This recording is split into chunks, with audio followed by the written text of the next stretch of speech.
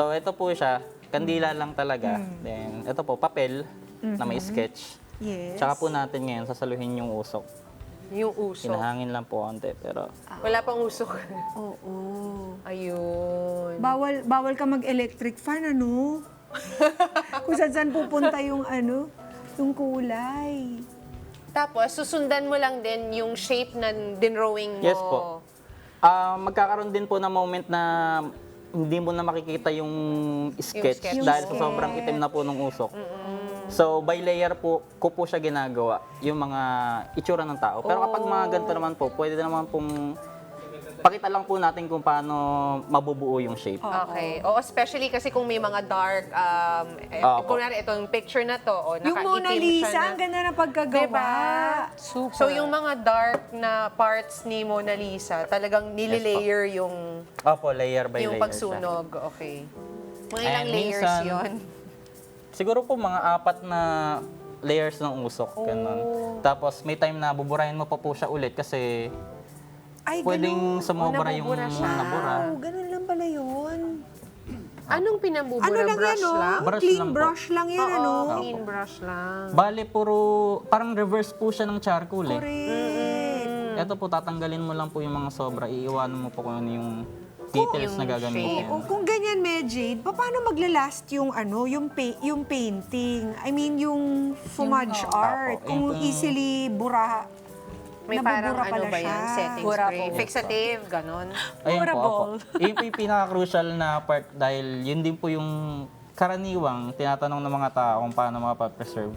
Yun nga, pag ginagamitan ko siya ng fixative spray, then liquid varnish after. Yun, may varnish. Puro mga, ano naman po, high quality para tumagal din po sila ng ilang decades. Parang yung ginagamit din sa mga painting. Yes po, Yun. exactly. May varnish. Kunin lang po natin yung shape. Yan pa. Pati yung papel is kakaiba eh. Makapal siya, oh. Opo, Anong yun din po klaseng pala. paper ang pwedeng gamitin? Para siyang Opo. cardstock. Kapag papel po pala yung gagamitin, kailangan po is vellum board. Oo, Hindi po okay. pwede yung ordinaryong papel lang.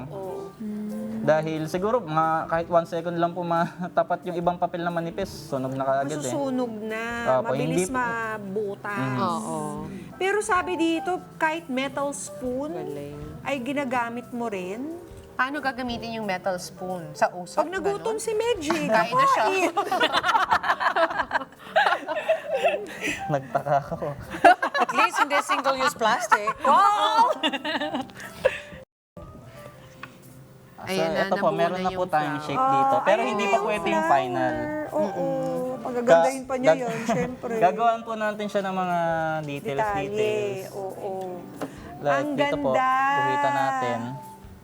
Ay, yung mga, ano po muna, dahon. Ayun. Ano namang klaseng pen yung ginagamit mo na? Hindi, ano din po siya, pambura din. So, puro pambura lang din po talaga. May ganyan sa... Eraser pen.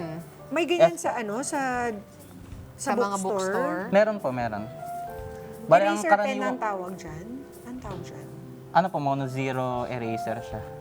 Bale, ang karaniwang gumagamit din po talaga nito is yung mga nagpo-portrait din po talaga. Mga artist. Apo. Yan.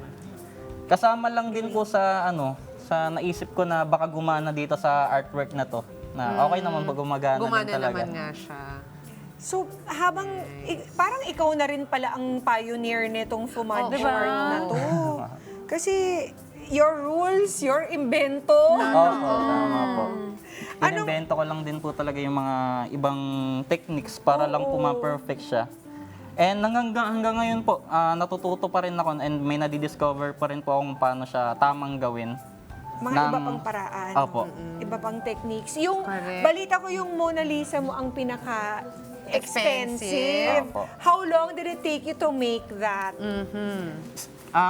And po yung pinakamatagal so far, straight ko po siyang ginawa ng 2 weeks. Opo. Let's get together.